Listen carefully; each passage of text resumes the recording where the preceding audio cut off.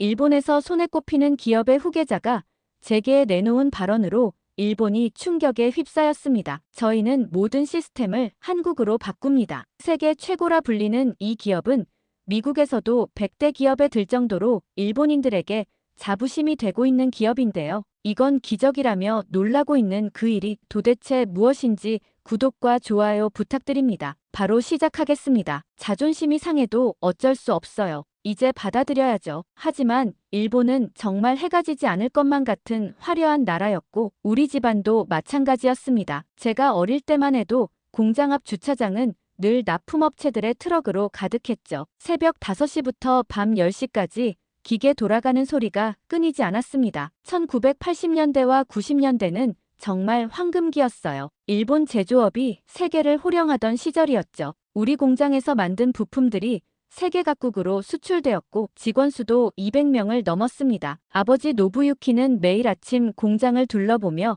자랑스럽게 말하곤 했어요. 일본 기술력은 세계 최고라고 말입니다. 하지만 2000년대 들어서면서 조금씩 변화의 조짐이 보이기 시작했습니다. 한국과 중국에서 비슷한 부품들이 나오기 시작한 거예요. 처음에는 품질이 떨어진다며 무시했습니다. 일본 기술을 따라올 수 없을 거라고 확신했어요. 당시만 해도 중국이 그나마 나았고 한국은 거들떠보지도 않는 수준이었습니다. 한국이 만든 건 조악하다고 여겨질 정도였죠. 하지만 시간이 지날수록 상황은 달라졌습니다. 2010년대 중반 삼성과 LG가 만든 전자부품들이 우리 제품과 동등한 수준에 도달했어요. 아니, 솔직히 말하면 몇몇 분야에서는 오히려 더 뛰어났습니다. 하지만 아버지 노부유키는 여전히 인정하려 하지 않았어요. 일시적인 현상일 뿐이라고 고집했죠. 그러다 상황이 급격히 악화되기 시작하면서 주요 거래처들이 하나둘 계약을 해지하기 시작한 거예요. 처음에는 일시적인 현상이라고 생각했어요. 코로나 때문에 전 세계 공급망이 혼란스러웠으니까요. 하지만 2022년이 되어도 상황은 나아지지 않았습니다. 그러다 우리의 최대 거래처였던 도요타가 앞으로는 한국 LG에서 납품받겠다고 통보한 겁니다. 50년 넘게 함께 해온 파트너십이 하루아침에 끝난 거였죠. 소니도 마찬가지였어요. 삼성 전자부품으로 전환한다는 차가운 통보만 남겼습니다. 어떻게 일본인끼리도 이렇게 배신을 할 수 있는지 말도 안 된다고 생각했습니다. 하지만 한국의 벽은 높았죠. 모두 한국 부품이 더 저렴하고 품질도 좋다는 말뿐이었습니다. 심지어 우리가 30년간 납품했던 혼다에서는 SK 배터리 부품으로 완전히 교체했다고 말하더군요. 담당자는 미안하다는 말과 함께 한국의 기술력을 따라잡기 어렵다고 솔직하게 말했어요. 그 순간 저는 깨달았습니다. 이건 단순한 경기 침체가 아니라 산업 지형 자체가 바뀐 거라는 걸요. 결국 오늘 오후 마지막 직원 15명에게 해고 통지서를 전달했습니다. 40년 넘게 우리와 함께한 다나카 부장의 눈에서 눈물이 흘렀어요. 저도 참기 어려웠지만 고개를 저을 수밖에 없었습니다. 저녁 7시 텅 빈 공장을 혼자 걸으며 저는 생각했습니다. 63년간 이어져 온 우리 가문의 자부심이 이렇게 끝나고야 마는 건지 말이죠. 집에 돌아오자 거실에서는 저녁 뉴스가 흘러나오고 있었습니다. 아버지 노부유키는 소파에 앉아 한국 관련 뉴스가 나올 때마다 채널을 바꾸고 있었어요. 74세의 아버지에게는 여전히 받아들이기 어려운 현실이었던 것 같습니다. 뉴스에서는 삼성전자가 일본 반도체 시장 점유율 1위를 달성했다는 소식을 전하고 있었어요. 아버지는 리모컨을 거칠게 누르며 다른 채널로 돌렸습니다. 하지만 어느 채널을 돌려도 마찬가지였어요. 현대자동차의 일본 내 판매량 급증과 LG화학의 배터리 기술 혁신, 그리고 SK하이닉스의 메모리 반도체 독점, 모든 뉴스가 한국 기업들의 약진을 다루고 있었습니다. 아버지는 결국 텔레비전을 꺼버렸어요. 그리고 저를 바라보며 깊은 한숨을 내쉬었습니다. 아버지의 얼굴에는 분노와 좌절감이 뒤섞여 있었어요. 한때 세계를 호령했던 일본 제조업의 자존심이 무너져 내리는 걸 지켜보는 심정이 어떨지 저는 충분히 이해할 수 있었습니다. 그러다 아버지는 갑자기 입을 열었습니다. 저 한국이라는 나라는 원래 우리가 개발해준 나라라고 말하기 시작했어요. 1960년대 일본이 기술을 전수해주지 않았다면 지금의 한국은 없었을 거라고 했습니다. 포항제철소도 일본이 만들어준 것이고 자동차 기술도 우리가 가르쳐준 것이라고 강조했어요. 아버지의 목소리에는 확신이 가득했습니다. 한국 기업들의 성공은 일본 기술을 베낀 결과일 뿐이라고 단언했어요. 삼성도 소니를 따라했고 LG도 파나소닉을 모방했다는 것이었죠. 현대자동차 역시 미쓰비시와 기술 제휴를 통해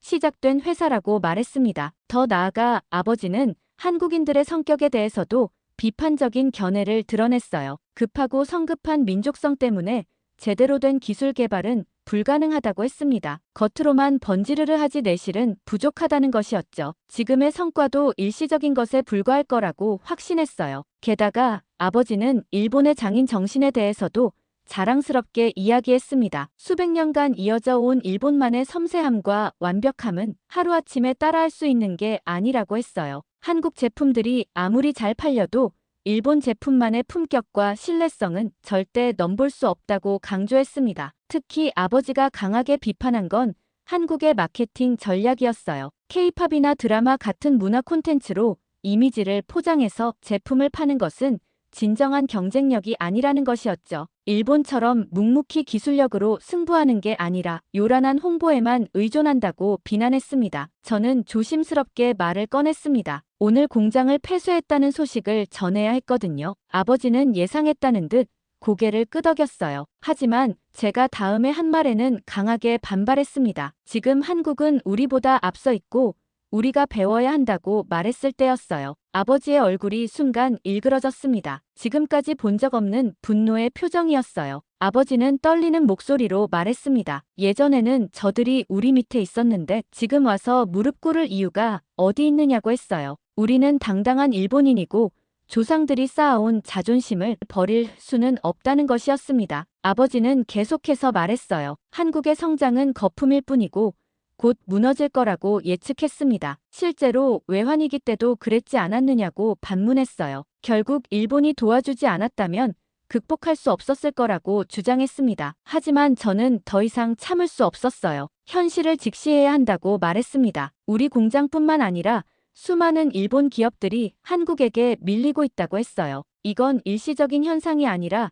구조적인 변화라고 강조했습니다. 아버지는 제 말을 끝까지 듣지 않고 자리에서 일어났습니다. 마지막으로 던진 말이 가슴에 깊이 박혔어요. 자신의 아들이 일본의 자존심을 버리고 다른 나라에게 굽신거리려 한다는 것이 부끄럽다고 했습니다. 그날 밤 저는 잠들 수 없었어요. 아버지와의 갈등도 괴로웠지만 더 큰 문제는 제 자신이었습니다. 솔직히 말하면 저도 한국을 인정하기가 쉽지 않았거든요. 하지만 현실은 냉혹했습니다. 새벽 3시쯤 되어서야 저는 결심을 굳혔습니다. 아버지가 뭐라고 하든 상관없었어요. 다음 날 아침 아버지는 저와 눈도 마주치지 않았어요. 어머니는 저에게 아버지를 이해해달라고 말씀하셨습니다. 평생 일본의 자존심을 지켜온 분이라서 받아들이기 어려우실 거라고 하셨죠. 하지만 저는 더 이상 감정에만 의존할 수 없었습니다. 회사의 미래를 위해서는 냉정한 현실 분석이 필요했어요. 그날 오전 저는 긴급 이사회를 소집했습니다. 회사의 미래 방향을 논의하기 위해서였어요. 회의실에는 30년 넘게 함께 일해온 사토 전무와 야마다 상무가 참석했습니다. 두 분 모두 저보다 경험이 많은 분들이었고 일본 제조업의 전성기를 직접 경험한 산증인들이었어요. 사토 전무가 먼저 입을 열었습니다. 최근 3년간 우리 주요 고객사들의 구매 패턴을 분석한 결과를 발표하기 시작했어요. 도요타의 경우 2022년부터 LG화학 배터리로 전환했고 우리가 납품하던 제어 부품도 삼성전기 제품으로 교체했다는 내용이었습니다. 혼다와 닛산도 마찬가지였어요. 야마다 상무는 더욱 충격적인 자료를 꺼내들었습니다. 한국 기업들의 기술 특허 현황을 정리한 보고서였어요. 삼성전자가 보유한 반도체 관련 특허가 소니와 파나소닉을 합친 것보다 많다는 분석이었습니다. 메모리 반도체 분야에서는 삼성과 SK하이닉스가 전 세계 특허의 60% 이상을 보유하고 있었어요. 더욱 놀라운 건 기술 개발 속도였습니다. 삼성의 기술력은 어마어마하다는 점이었죠.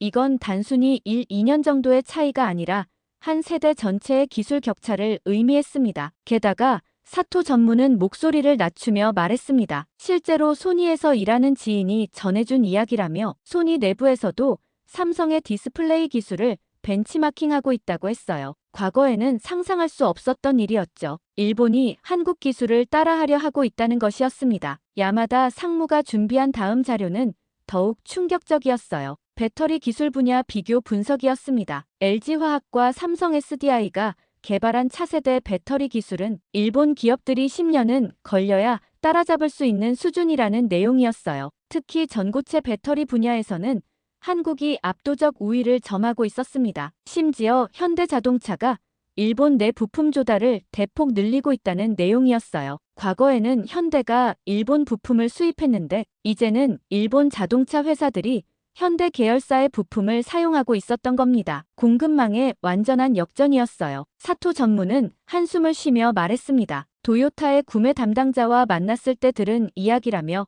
한국 부품의 가격, 경쟁력과 품질이 일본 부품을 압도하고 있다고 했어요. 심지어 배송 속도와 AS 서비스까지 더 뛰어나다는 평가를 받고 있었습니다. 저는 한숨을 내쉬며 앞으로 어떻게 하면 좋을지 의논했습니다. 그러자 야마다 상무는 우리와 비슷한 규모의 일본 부품 회사들이 지난 5년간 어떤 상황에 처했는지 그래프로 보여주었습니다. 총 127개 회사 중 89개가 폐업했고 23개가 한국이나 중국 기업에 인수되었다는 내용이었습니다. 살아남은 회사는 고작 15개 뿐이었어요. 회의실은 무거운 침묵에 잠겼습니다. 세 사람 모두 말을 잃었어요. 30년간 일본 제조업의 우월성을 믿어왔는데 현실은 정반대였던 겁니다. 우리가 세계 최고라고 자부했던 그 시간 동안 한국은 우리를 추월해버렸던 거죠. 사토 전무가 조심스럽게 말했습니다. 이제라도 한국 기업들과 협력 관계를 맺는 것이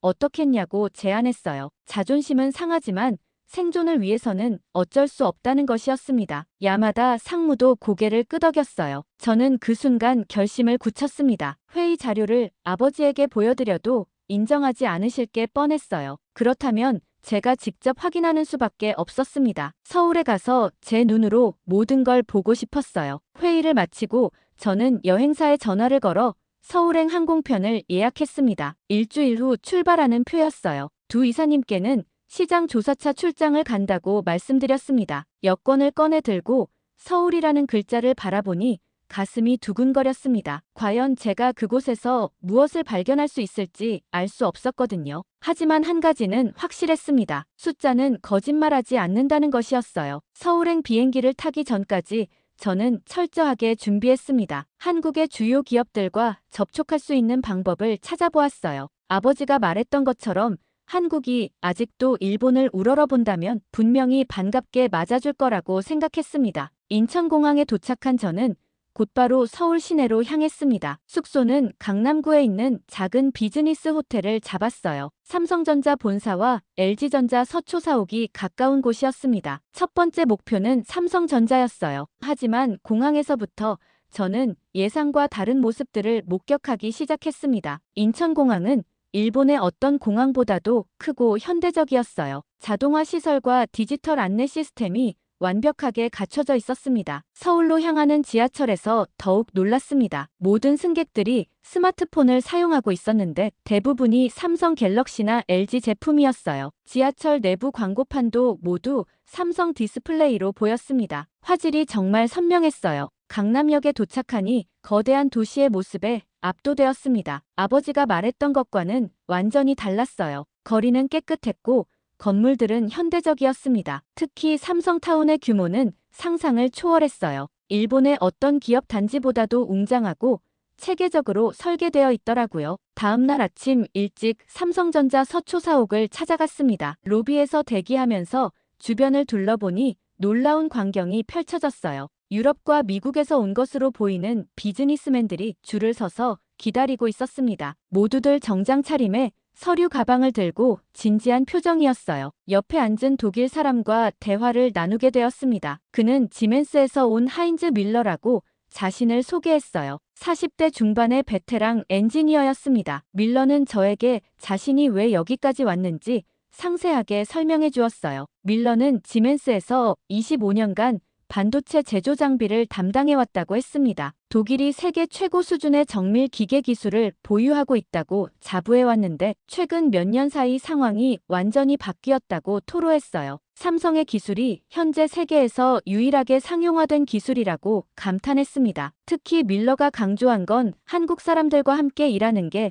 가장 편하다는 얘기였어요. 한국 사람들은 일 처리 속도가 빠르고 센스가 있어서 무슨 요청을 하든 다 이해하고 금세 적용해준다는 거였죠. 이 말을 듣자마자 머리가 띵 울렸습니다. 일본에선 절차와 규율을 중요시하기 때문에 그런 일이 쉽게 일어나기 어렵거든요. 밀러는 계속해서 말했습니다. 6개월 전부터 이 미팅을 준비했고 지멘스 본사에서 특별 승인까지 받아서 왔다고 했어요. 독일 정부 차원에서도 한국과의 기술 협력을 적극 지원하고 있다고 설명했습니다. 현재 독일의 자동차 산업도 한국 배터리 기술 없이는 경쟁력을 유지하기 어려운 상황이라고 토로했어요. 그러면서 특히 한국의 속도와 혁신 능력은 독일의 전통적인 접근 방식으로는 따라잡을 수 없다고 인정했습니다. 밀러의 차례가 되자 잘 되길 빌어달라며 설레는 마음으로 자리에서 일어나는 모습을 볼 수 있었습니다. 독일에서도 이 정도라면 우리는 정말 쉽지 않겠다는 생각이 들더라고요. 드디어 제 차례가 되어 접수처에서 미팅을 요청했지만 돌아온 답변은 정중한 거절이었습니다. 사전 예약 없이는 어떤 미팅도 불가능하다고 했어요. 현재 밀려있는 기업들이 많다고 했죠. 최소 2주 전 신청과 함께 회사 속에서 협력 제안서가 필요하다고 설명했습니다. 오후에 LG전자를 방문했을 때도 마찬가지였어요. 담당자는 친절했지만 단호했습니다. 하지만 더 충격적인 건 대기실에서 만난 사람이었어요. 예전에 함께 일한 적이 있던 도요타에서 온 다나카 부장이 있었습니다. 다나카 부장은 일본어로 저에게 말을 걸었습니다. 이런 데서 다 보게 될 줄은 몰랐다고 말이죠. 그간 거래를 끊고 나서는 연락을 하지 않아 서로 오랜만이었거든요. 제게 뭔가 미안한 눈치도 보였죠. 다나카 부장은 지금 자신이 처한 상황이 정말 절망적이라고 털어놓기 시작했어요. 지금 도요타도 쉽지 않다고 했죠. 도요타가 전기차 시장에서 뒤처진 가장 큰 이유가 배터리 기술이라고 했어요. 하이브리드에서는 최고였지만 순수 전기차용 배터리는 한국 기업들에게 완전히 밀렸다는 것이었습니다. LG화학과 삼성 SDI 그리고 SK온의 기술력은 도요타가 10년 걸려도 따라잡기 어려운 수준이라고 인정했어요. 도요타의 엔지니어들이 아무리 연구해도 그 수준에 도달하기 어렵다고 고백했어요. 다나카 부장은 계속해서 말했습니다. 이미 6개월째 LG화학과 협상 중인데 LG가 매우 까다로운 조건을 제시하고 있다고 했어요. 기술료만 해도 상상을 초월하는 수준이고 생산 물량도 제한적으로만 공급하겠다는 입장이라고 설명했습니다. 과거 같으면 일본 기업이 기술을 주는 입장이었는데 이제는 완전히 반대가 되었다고 토로했어요. 가장 절망적인 건 대안이 없다는 점이었습니다. 중국 배터리는 기술력이 부족하고 유럽 업체들도 한국을 따라잡지 못하고 있다는 것이었어요. 결국 도요타의 전기차 사업 성공 여부가 한국 기업들의 손에 달려있다고 말했습니다. 그날 저녁 호텔로 돌아오면서 저는 완전히 혼란스러웠습니다. 아버지가 그렸던 한국의 모습과는 180도 다른 현실이었어요. 한국은 이제 기술을 요청받는 나라가 되어 있었습니다. 세계 최고 기업들이 줄을 서서 한국 기술을 간청하고 있었어요. 객실에서 창밖을 바라보며 저는 깨달았습니다. 일본이 제공할 수 있는 기술이나 가치가 과연 무엇인지 의문이 들었어요. 한국 기업들이 우리를 필요로 할 이유가 있을까요? 오히려 우리가 한국에게 배워야 할 입장이 된 것 같았습니다. 그날 밤 저는 지푸라기라도 잡는 심정으로 오래된 연락처를 뒤져봤습니다. 대학 시절 주소록을 찾아 윤지민이라는 이름을 찾았어요. 2001년 도쿄대학 경영학과에 교환학생으로 온 한국 학생이었습니다. 당시 저는 3학년이었고 지민은 서울대에서 온 2학년이었어요. 한 학기 동안 같은 수업을 들으며 꽤 친하게 지냈던 기억이 났습니다. 지민은 일본어를 유창하게 구사했고 저보다 더 적극적이고 명랑한 성격이었어요. 당시에는 한국에 대해 별로 관심이 없었지만 지민과 이야기하면서 한국 문화를 처음 접했었죠. 김치찌개를 처음 먹어본 것도 지민 덕분이었고 한국 가요를 들어본 것도 그때가 처음이었습니다. 교환학생 프로그램이 끝나고 지민이 한국으로 돌아간 후에도 몇 년간은 이메일을 주고받았어요. 하지만 각자 바쁜 사회생활을 시작하면서 자연스럽게 연락이 끊어졌습니다. 마지막으로 연락한 게 벌써 15년도 더 된 것 같았어요. 다행히 예수첩에서 프로필을 찾을 수 있었어요. 현재 삼성경제연구소에서 일하고 있다는 정보였습니다. 직급은 수석연구원이었고 전문 분야는 일본 경제 분석이라고 되어 있었어요. 정말 우연의 일치였습니다. 저는 용기를 내어 메시지를 보냈습니다. 오랜만에 안부를 묻는 내용과 함께 현재 서울에 와 있다는 소식을 전했어요. 혹시 시간이 되면 만나서 커피 한잔 하자고 제안했습니다. 솔직히 답장이 올지 확신할 수 없었어요. 그런데 다음날 오전, 놀랍게도 지민에게서 답장이 왔습니다. 반가운 마음과 함께 시간을 내줄 수 있다는 내용이었어요. 강남 역삼동에 있는 카페에서 만나자고 했습니다. 오후 2시 약속이었어요. 저는 설레는 마음과 동시에 긴장감을 느꼈습니다. 약속 장소에 일찍 도착해서 기다리고 있는데 지민이 나타났습니다. 24년이 지났지만 여전히 알아볼 수 있었어요. 조금 성숙해진 모습이었지만 그때의 밝은 미소는 그대로였습니다. 지민도 저를 알아보고 반갑게 인사했어요. 커피를 주문하고 자리에 앉으니 어색한 순간이 있었습니다. 오랜만에 만나는 친구와의 첫 대화는 항상 그렇죠. 지민이 먼저 입을 열었어요. 일본에서 잘 지내고 있었는지, 가족은 어떤지 안부를 물었습니다. 저도 지민의 근황을 물어봤어요. 지민은 서울대 졸업 후 대학원에서 국제경영학을 전공했다고 했어요. 그 후 삼성경제연구소에 입사해서 지금까지 일하고 있다고 설명했습니다. 주로 일본 경제와 기업 분석을 담당하고 있다고 했어요. 결혼도 했고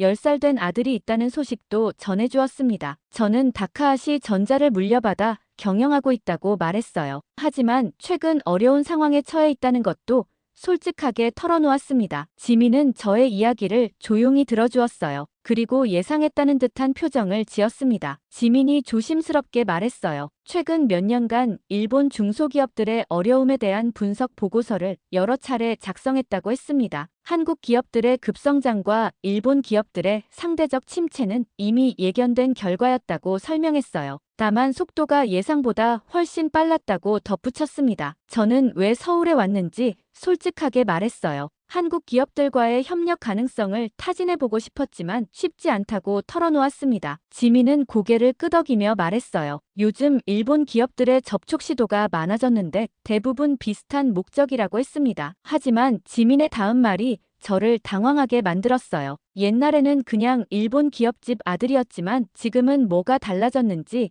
궁금하다고 물어본 거예요. 단순히 경제적 어려움 때문에 한국을 찾은 건지 아니면 정말로 달라진 게 있는지 알고 싶다는 표정이었습니다. 그 질문에 저는 잠시 말문이 막혔습니다. 정말로 저에게 무엇이 달라진 걸까요? 단순히 회사가 어려워져서 한국에 도움을 요청하러 온 건 아닌지 스스로를 돌아보게 되었어요. 지민의 눈빛에는 의구심과 함께 옛 친구에 대한 애정도 섞여 있었습니다. 저는 정직하게 대답할 수밖에 없었어요. 아직 확실하지 않지만 적어도 과거의 편견과 오만함은 버리고 싶다고 말했습니다. 한국을 무시하던 아버지의 모습을 보면서 그런 태도가 잘못되었다는 것을 깨달았다고 털어놓았어요. 지민은 저의 솔직한 답변을 듣고 잠시 생각하는 표정이었습니다. 그리고 천천히 말했어요. 만약 정말로 변하고 싶다면 도울 방법이 있을 수도 있다고 했습니다. 하지만 진심인지 확인하는 과정이 필요할 거라고 덧붙였어요. 저는 조심스럽게 입을 열었습니다. 아직 확실하지는 않지만 적어도 과거의 편견과 오만함은 버리고 싶다고 말했어요. 한국을 무시하던 아버지의 모습을 보면서 그런 태도가 잘못되었다는 것을 깨달았다고 털어놓았습니다. 그리고 이번에 삼성과 LG에서 본 광경들이 저에게 큰 충격을 주었다고 설명했어요. 지민은 제 말을 듣고 잠시 생각하는 표정이었습니다. 그러더니 제게 꺼낸 이야기는 의외였습니다. 말로만 사과하는 사람은 많지만 실제로 공부까지 하려는 사람은 드물다고 했어요. 만약 정말 한국을 이해하고 싶다면 한국의 역사부터 제대로 알아야 한다는 것이었습니다. 특히 일제강점기와 관련된 부분을 말이에요. 저는 그 말에 당황했습니다. 일본에서는 그런 역사에 대해 자세히 배우지 않았거든요. 교과서에도 간략하게만 언급되어 있었고 대부분 일본의 근대화 과정으로만 설명되어 있었어요. 한국의 관점에서 바라본 그 시대에 대해서는 거의 알지 못했습니다. 지민은 저의 반응을 보고 예상했다는 듯한 표정을 지었어요. 그리고 조심스럽게 말했습니다. 한국 사람들이 일본에 대해 복잡한 감정을 갖는 이유를 이해하려면 과거에 무슨 일이 있었는지 알아야 한다고 했어요. 그래야 진정한 관계 개선이 가능하다는 것이었습니다. 지민은 과거를 알아야 미래로 나아갈 수 있다는 것이었죠. 그리고 한국 사람들도 진심으로 반성하는 일본인에게는 마음을 열 준비가 되어 있다고 덧붙였어요. 저는 깊은 숨을 들이쉬고 말했습니다. 가르쳐달라고 요청했어요. 비록 충격적일지라도 진실을 알고 싶다고 했습니다. 지민은 제 말을 듣고 잠시 생각하는 표정이었습니다. 그러더니 천천히 고개를 끄덕이며 도울 방법이 있을 수도 있다고 말했어요. 저는 기대감을 숨기지 못했습니다. 지민이 스마트폰을 꺼내더니 누군가에게 전화를 걸었어요. 한국어로 대화를 나누는 것 같았는데 중간중간 제 이름이 들렸습니다. 통화를 마친 후 지민은 산업연구원에 아는 선배가 있다고 설명했어요. 정부 정책과 기업 협력을 담당하는 사람이라며 한번 만나보겠냐고 물었습니다. 단, 기대는 하지 말라고 덧붙였어요. 아마 쉽지 않을 거라고요. 저는 망설임 없이 고개를 끄덕였습니다. 지민이 연결해준다는 것만으로도 감사했어요. 내일 오후에 만날 수 있도록 약속을 잡아주었습니다. 다음 날 오후 여의도에 있는 산업연구원은 현대적인 건물이었습니다. 체계적인 시설을 보면서 한국의 연구 역량을 실감할 수 있었어요. 로비에서 기다리던 중 40대 초반으로 보이는 차분한 인상의 남성이 다가왔습니다. 김태훈 과장이라고 자신을 소개했어요. 정장 차림에 똑똑해 보이는 안경을 쓰고 있었지만 표정은 그리 밝지 않았습니다. 회의실로 이동해서 마주 앉았을 때 김 과장의 첫 마디는 예상했던 것보다 차가웠습니다. 지민이 소개해줘서 만나긴 하지만 솔직히 궁금하다며 왜 이제 와서 일본이 한국을 찾는지 물었어요. 저는 그 질문을 예상하고 있었어요. 하지만 막상 들으니 답변하기가 쉽지 않았습니다. 김 과장의 눈빛에서 의심과 경계심을 읽을 수 있었거든요. 저희가 늦었다는 건 인정한다고 말하려는데 김 과장이 제 말을 끊었습니다. 늦었다는 게 문제가 아니라며 일본 기업들이 한국을 찾는 이유가 뻔하다고 했어요. 자신들이 어려워지니까 이제 와서 협력하자고 하는 거라고 지적했습니다. 저는 뜨끔했습니다. 정확한 지적이었거든요. 하지만 저는 진심을 말하고 싶었어요. 저희 회사가 어려워진 것도 사실이고 한국 기업들의 기술력을 인정하지 않을 수 없는 상황이 된 것도 맞다고 인정했습니다. 그리고 저는 잠시 멈추고 깊은 숨을 쉬었습니다. 조용히 말을 이어갔어요. 사죄하러 왔습니다. 협력은 나중 문제입니다. 김 과장의 표정이 약간 변했습니다. 예상하지 못한 답변이었던 것 같아요. 그는 잠시 저를 바라보더니 무엇에 대한 사죄인지 물었습니다. 저는 며칠 동안 한국에서 느꼈던 감정들을 정리해서 말했습니다. 아버지 세대의 편견, 한국을 무시했던 과거, 그리고 실제 한국의 모습을 보고 느낀 부끄러움에 대해서요. 한국을 제대로 알지 못했고 편견과 오만함으로 가득 찬 시선으로만 바라봤다며 그것부터 사과드리고 싶다고 털어놓았습니다. 김 과장은 한동안 말이 없었습니다. 창밖을 바라보며 무언가 생각하는 것 같았어요. 그러더니 천천히 입을 열어 솔직히 일본 기업인들을 많이 만났는데 대부분 비즈니스 이야기만 하고 갔다고 말했어요. 사과 이야기를 하는 분은 처음이라고 덧붙였습니다. 저는 안도감을 느꼈습니다. 적어도 김 과장이 제 진심을 느꼈다는 것 같았거든요. 하지만 김 과장은 말만으로는 부족하다며 정말로 변화하고 싶다면 증명해야 한다고 했어요. 일단 한국의 역사부터 제대로 알아보라며 특히 일제강점기에 대해서 공부하라고 조언했습니다. 그리고 현재 한국이 어떤 나라인지도 알아야 한다고 덧붙였어요. 그런 다음에 다시 만나자고 제안했습니다. 김 과장은 명함을 건네주며 진심이라면 시간이 걸려도 괜찮을 거라고 말했어요. 급하게 서두르지 말라고 조언했습니다. 회의실을 나오면서 저는 숙제를 받은 기분이었습니다. 하지만 동시에 희망도 느꼈어요. 적어도 기회는 열려 있다는 것이니까요. 그날 저녁 지민에게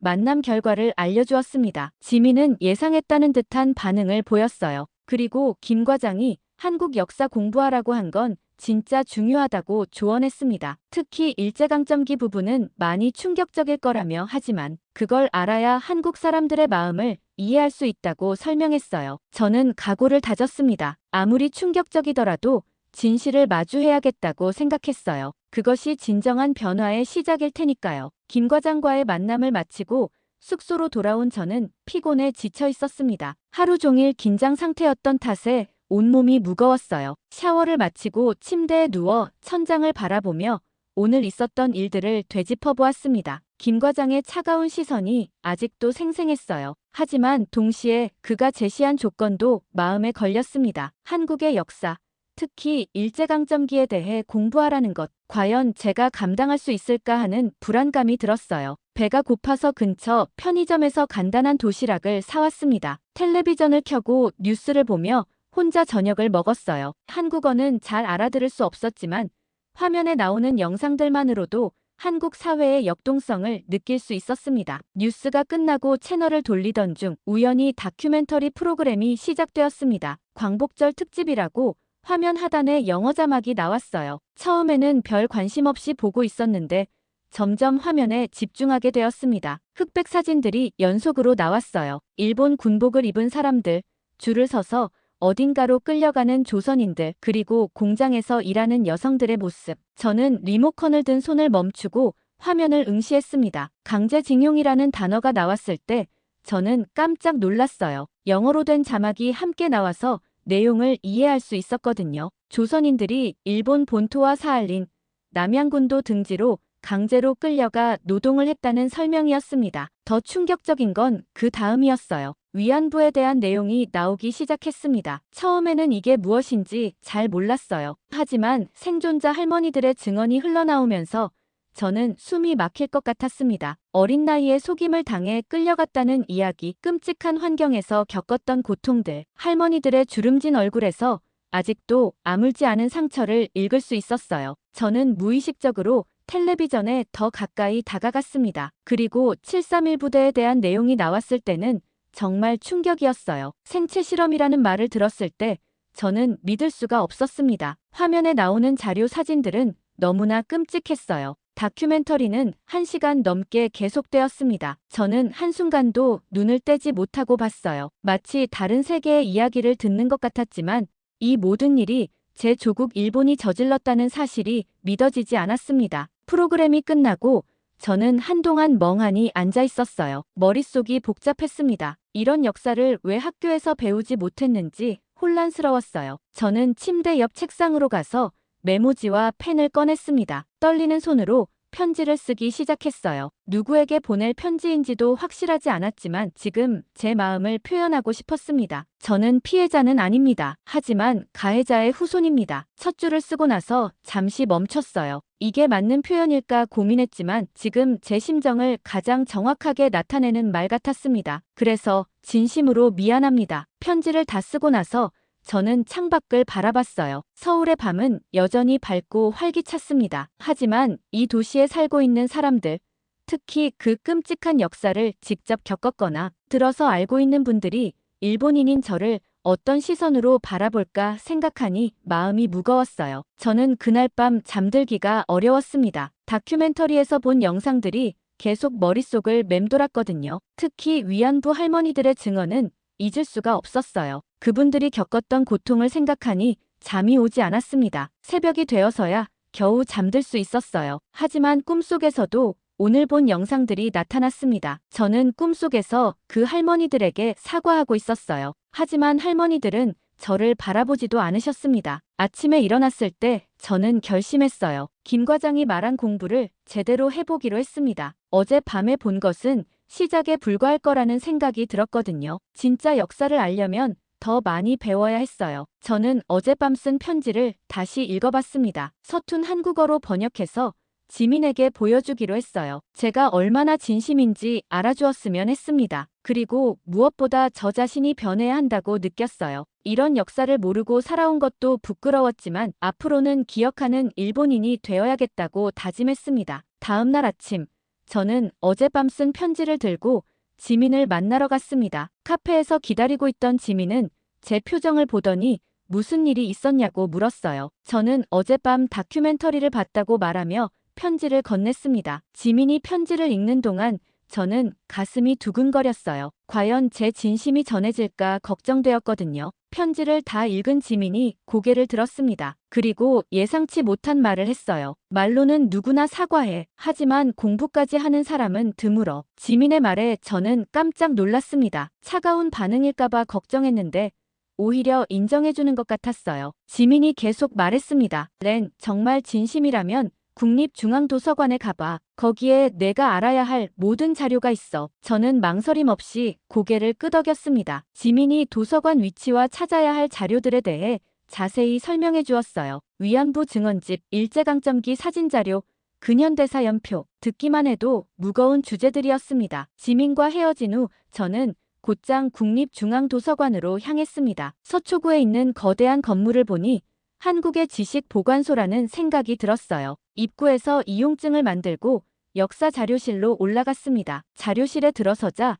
수많은 책들이 저를 압도했어요. 첫 번째로 펼쳐본 책은 위안부 할머니들의 증언집이었습니다. 한국어와 일본어가 함께 실려 있어서 읽을 수 있었어요. 하지만 첫 페이지부터 읽기가 쉽지 않았습니다. 한 할머니의 증언을 읽으면서 저는 가슴이 먹먹해졌어요. 어린 나이에 당한 끔찍한 일들, 평생 안고 살아야 했던 상처들, 글자 하나하나가 너무나 무거웠습니다. 저는 노트를 꺼내 중요한 내용들을 정리하기 시작했어요. 일본어로 번역하면서 읽으니 더욱 생생하게 다가왔습니다. 이런 역사를 왜 일본에서는 제대로 가르치지 않을까 하는 의문이 들었어요. 다음으로 찾아본 것은 일제강점기 사진자료집이었습니다. 흑백 사진들이 가득한 책을 펼치자 어젯밤 다큐멘터리에서 본 장면들이 떠올랐어요. 하지만 직접 사진으로 보니 더욱 충격적이었습니다. 강제징용으로 끌려간 조선인들의 모습, 일본 경찰에게 연행당하는 사람들, 그리고 해방 후 고향으로 돌아가려는 사람들의 행렬, 모든 사진이 고통스러운 역사를 말해주고 있었어요. 그렇게 오후 내내 도서관에서 자료를 읽으며 정리했습니다. 점심도 거른 채 계속 공부했는데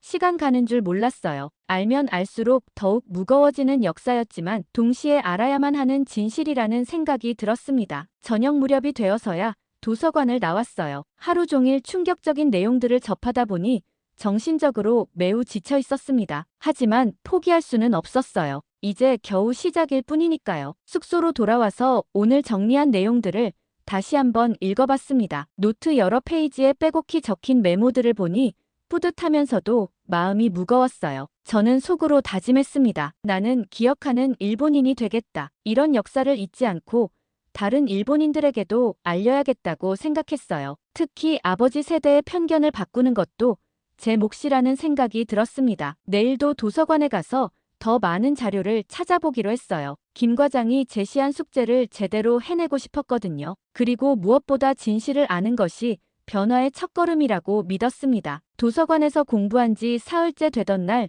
오후, 저는 일제강점기 경제수탈에 관한 자료를 읽고 있었습니다. 쌀 공출, 금속류 강제 수집, 문화재 약탈. 읽으면 읽을수록 일본이 조선에서 얼마나 많은 것을 빼앗아갔는지 알 수 있었어요. 그때 제 휴대폰이 울렸습니다. 도쿄에서 걸려온 전화였어요. 발신자를 보니 어머니였습니다. 급한 일이 아니면 국제전화를 걸지 않는 분이라 불안한 마음으로 전화를 받았어요. 어머니의 목소리는 떨리고 있었습니다. 아내인 사오리가 외출 중에 갑자기 쓰러졌다는 것이었어요. 지금 병원에 있는데 빨리 와봐야 할 것 같다고 하셨습니다. 저는 즉시 자리에서 일어났습니다. 책들을 서둘러 정리하고 도서관을 나왔어요. 숙소로 돌아가 짐을 챙기며 항공편을 예약했습니다. 다행히 그날 저녁 비행기가 있었어요. 공항으로 가는 길에 지민에게 연락했습니다. 급하게 일본으로 돌아가야 한다고 설명했어요. 지민은 가족이 우선이라며 이해한다고 했습니다. 비행기 안에서 저는 내내 아내를 했습니다. 동시에 지난 며칠 동안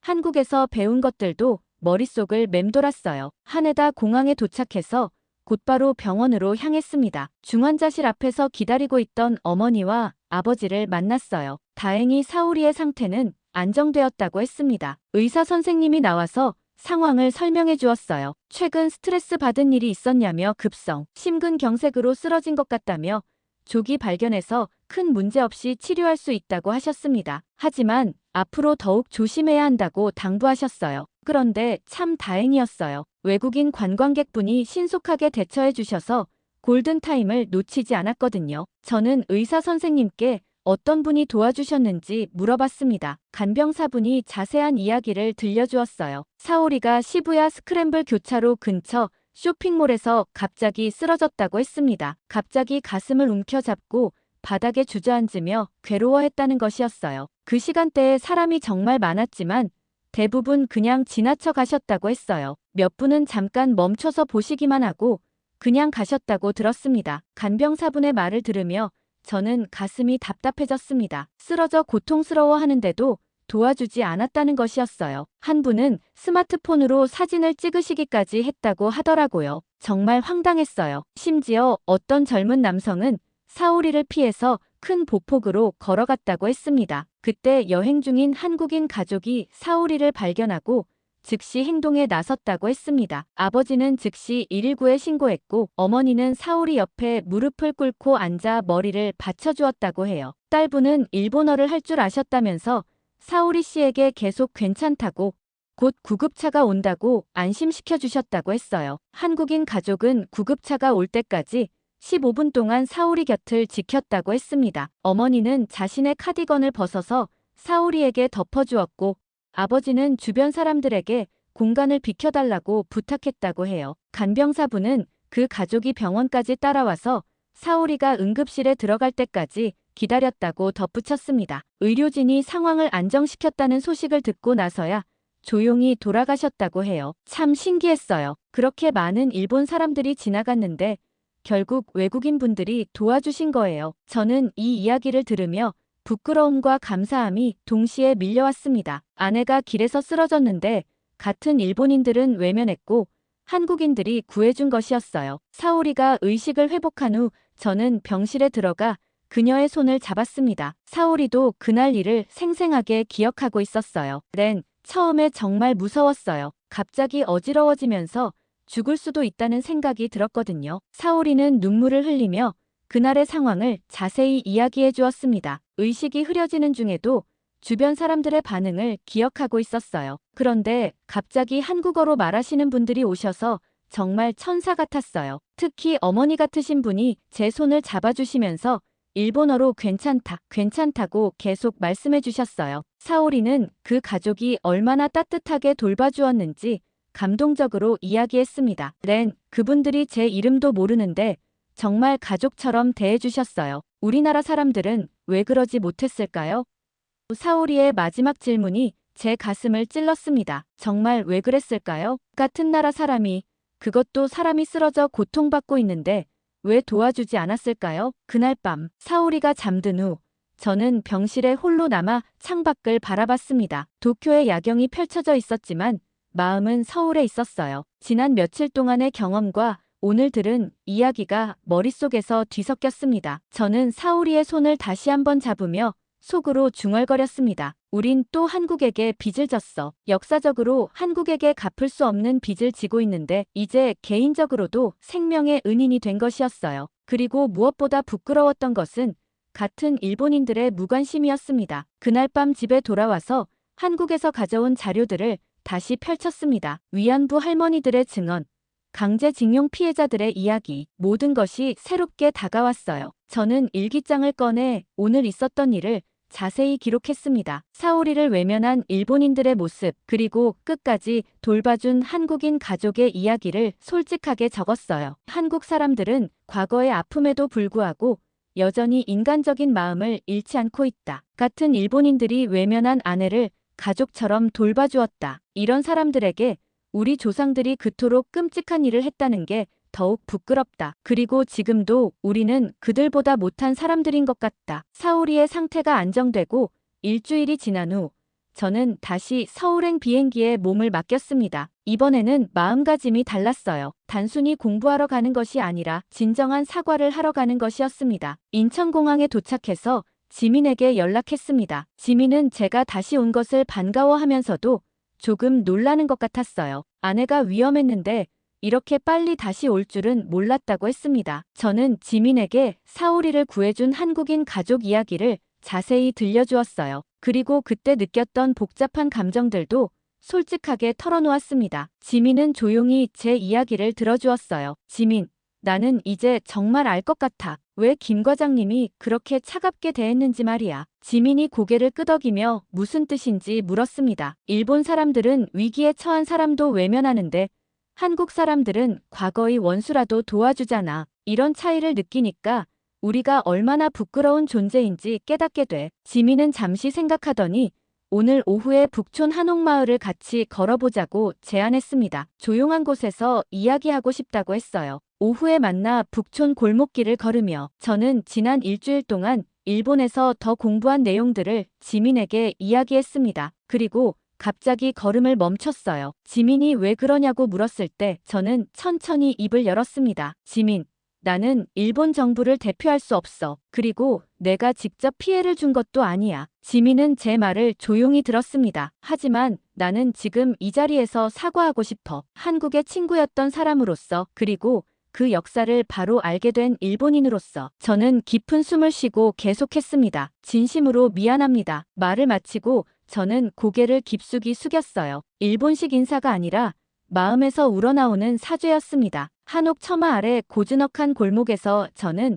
한국이라는 나라 앞에 서 있는 기분이었어요. 지민은 말없이 고개를 끄덕였습니다. 그 순간 저는 한국이라는 나라에 처음으로 받아들여졌다는 감정을 느꼈어요. 공식적인 외교나 비즈니스가 아닌 한 인간으로서 받아들여진다는 느낌이었습니다. 지민은 제 말에 예전엔 그냥 일본 기업집 아들이었는데 지금은 진짜 사람 같아 라고 말했죠. 사람다운 사람이 되었다는 것, 그것이 제가 한국에서 배운 가장 큰 변화였을 것입니다. 우리는 그날 저녁까지 북촌을 걸으며 많은 이야기를 나누었어요. 해가 질 무렵 지민이 말했습니다. 렌, 이제 김 과장님을 다시 만나볼래? 아마 달라진 내 모습을 보시면 놀라실 거야. 저는 고개를 끄덕였습니다. 이제 준비가 되었다는 생각이 들었어요. 단순히 책으로 공부한 것이 아니라 마음으로 이해하고 진심으로 사과할 수 있게 되었으니까요. 지민이 김 과장과의 재회를 주선해준 다음 날, 저는 다시 산업연구원을 찾았습니다. 이번에는 처음 왔을 때와 마음가짐이 완전히 달랐어요. 긴장보다는 진정성으로 가득 찬 마음이었습니다. 김 과장은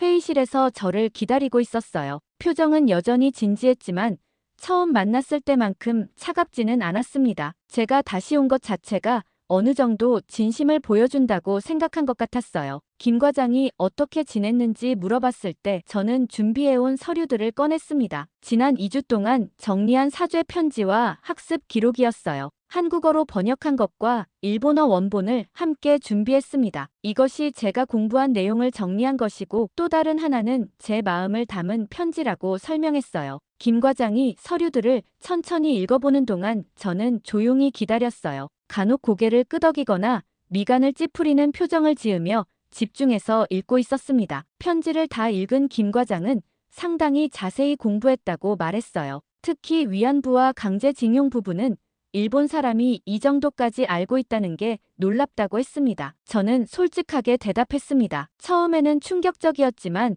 알아야 할 진실이라고 생각했다고 말했어요. 그리고 무엇보다 부끄러웠다고 털어놓았습니다. 김 과장이 좀 더 편안한 표정으로 물었습니다. 왜 굳이 개인이 나서는지, 이런 일은 정부나 큰 기업에서 해야 할 일 아니냐고 했어요. 저는 이 질문을 예상하고 있었어요. 그리고 지난 며칠 동안 깊이 생각해본 답변이 있었습니다. 2019년을 기억하느냐고 되물었을 때 김 과장이 고개를 끄덕였습니다. 일본이 한국을 경제 보복했을 때 말인데 그때 대부분의 나라가 일본 편을 들거나 중립을 지켰다고 말했어요. 하지만 한국은 달랐다고 계속 설명했습니다. 러시아나 유럽에 편승해서 일본을 압박할 수도 있었는데 그렇게 하지 않았다고 했어요. 심지어 코로나 때도 일본에 마스크를 지원해 주었다고 덧붙였습니다. 김 과장의 표정이 조금씩 부드러워지는 것을 느꼈습니다. 그때 배웠다고 말했어요. 강한 나라는 힘으로만 강한 게 아니라 의리를 지키는 나라라는 것을요. 제 말을 들은 김 과장이 잠시 생각하는 표정이었어요. 그러더니 예상치 못한 질문을 했습니다. 지금 한국에 대해서 어떻게 생각하는지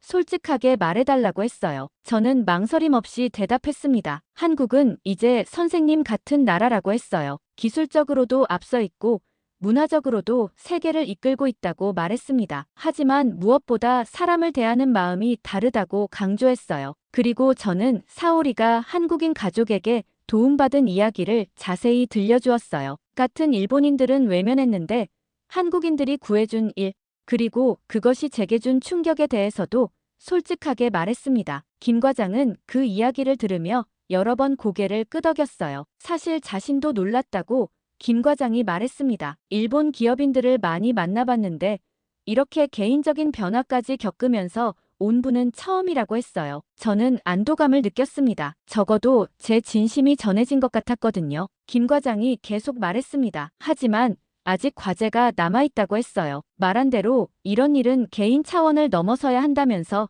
일본 내부에서도 이런 목소리를 낼 수 있겠느냐고 물었습니다. 이 질문이 가장 어려운 부분이었어요. 아버지부터 시작해서 일본 사회 전체의 분위기를 바꾸는 것은 쉬운 일이 아니었거든요. 쉽지 않을 것 같지만 시도해보겠다고 대답했어요. 제 이름으로라도 말이라고 덧붙였습니다. 김 과장이 진지한 표정으로 구체적으로 어떻게 할 것인지 물었습니다. 저는 지난 며칠 동안 생각해둔 계획을 말했습니다. 먼저 사내에서 한일 관계에 대한 올바른 역사 인식을 퍼뜨리고 기회가 되면 일본 언론에도 기고해보겠다고 했어요. 그리고 무엇보다 앞으로 태어날 제 아이에게는 정확한 역사를 가르치겠다고 다짐했습니다. 저 혼자서는 일본 전체를 바꿀 수 없을지도 모르지만 한 사람씩이라도 변화시켜 나가겠다고 말했어요. 그것이 한국에서 배운 것을 실천하는 길이라고 생각한다고 설명했습니다. 김 과장은 한동안 저를 바라보더니 천천히 고개를 끄덕였습니다. 약속해달라고 김 과장이 말했어요. 일본 내부에서 역사 왜곡에 침묵하지 않겠다고 말이에요. 저는 고개를 깊숙이 숙이며 약속하겠다고 대답했습니다. 제 이름으로 말이에요. 그 순간 회의실의 분위기가 완전히 바뀌었어요. 처음 만났을 때의 차가운 대립에서 진정한 대화로 변한 것을 느꼈습니다. 김 과장이 마지막으로 말했습니다. 이제 진짜 이야기를 시작해보자고 했어요. 한국과 일본이 어떻게 협력할 수 있을지 말이에요. 다카하시 씨, 솔직히 말씀드리면 정부 차원에서 바로 협력하기는 어려워요. 하지만 민간 기업을 통한 접근은 가능할 것 같습니다. 저는 어떤 방법이든 시작할 수 있다면 감사하다고 말했어요. 김 과장은 몇 개의 가능성을 제시했습니다. 삼성의 자회사나 중견기업들과의 기술 협력이 현실적일 것 같다고 조언했습니다. 단, 조건이 있습니다. 기술보다 태도가 중요합니다. 한국 기업들이 가장 경계하는 것은 일본 기업의 이중적인 모습이거든요. 저는 무슨 뜻인지 물어봤습니다. 겉으로는 협력하자고 하면서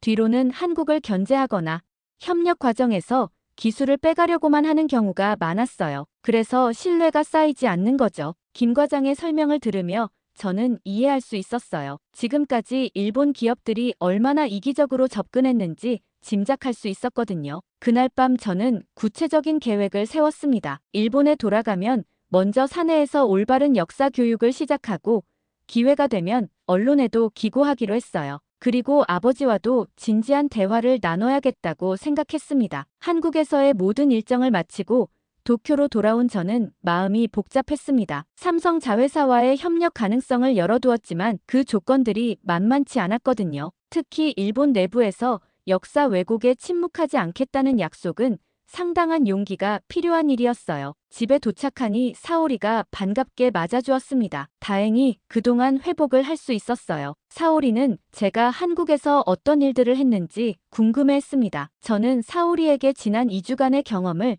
자세히 이야기해 주었어요. 역사 공부를 했던 것, 진심으로 사과했던 것, 그리고 협력 가능성을 타진한 것까지. 사오리는 저의 변화에 놀라면서도 자랑스러워했습니다. 하지만 가장 어려운 과제가 남아있었어요. 바로 아버지 노부유키에게 한국에서의 경험을 이야기하는 것이었습니다. 출국 전에 워낙 격하게 반대하셨던 터라 어떤 반응을 보이실지 예상하기 어려웠어요. 다음 날 저는 용기를 내어 아버지를 찾아뵈었습니다. 아버지는 거실에서 신문을 읽고 계셨는데 제가 들어서자 차가운 시선을 보내셨어요. 한국에서 돌아온 것을 못마땅해 하는 기색이 역력했습니다. 저는 조심스럽게 말을 꺼냈습니다. 한국에서의 경험을 간략하게 말씀드리고 싶다고 했어요. 아버지는 신문을 내려놓으시며 저를 물끄러미 바라보셨습니다. 아버지, 저는 한국에서 많은 것을 배웠습니다. 우리가 몰랐던 역사도 알게 되었고 한국 사람들의 마음도 이해하게 되었어요.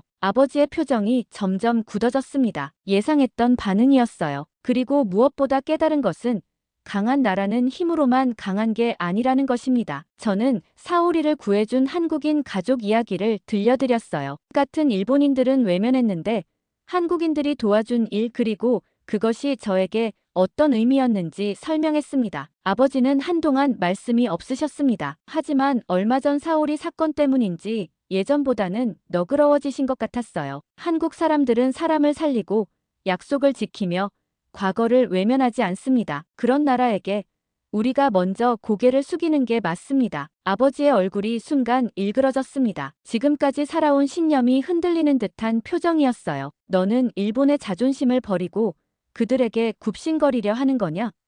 저는 고개를 저었습니다. 굽신거리는 것이 아니라 진실을 인정하는 것이라고 말씀드렸어요. 그리고 진정한 자존심은 잘못을 인정하고 바로잡는 것에서 나온다고 설명했습니다. 아버지, 저는 제 아이에게 부끄럽지 않은 아버지가 되고 싶습니다. 그리고 부끄럽지 않은 일본인이 되고 싶어요. 아버지는 한참을 저를 바라보시더니 자리에서 일어나셨습니다. 그리고 창밖을 바라보며 깊은 한숨을 내쉬셨어요. 아버지는 오랫동안 침묵을 지키셨어요. 그 침묵이 얼마나 오래 느껴졌는지 모릅니다. 마침내 아버지가 입을 여셨을 때 목소리에는 피로감이 묻어 있었어요. 렌, 나는 너의 선택을 이해할 수 없다. 하지만 내가 선택한 길이라면 책임져라. 완전한 동의는 아니었지만 적어도 제 선택을 인정해 주시는 것 같았어요. 저는 안도감을 느꼈습니다. 그날 밤 사오리와 함께 앞으로의 계획에 대해 이야기했어요. 한국과의 협력을 위해서는 먼저 일본 내부에서 변화를 만들어내야 했습니다. 쉽지 않은 길이었지만 포기할 수는 없었어요. 다음 주부터는 본격적으로 회사에서 변화를 만들어갈 계획이었습니다. 직원들에게 올바른 역사 인식을 심어주고 한국과의 진정한 협력을 준비해야 했어요. 쉽지 않은 길이었지만 한국에서 배운 용기로 해낼 수 있을 것 같았습니다.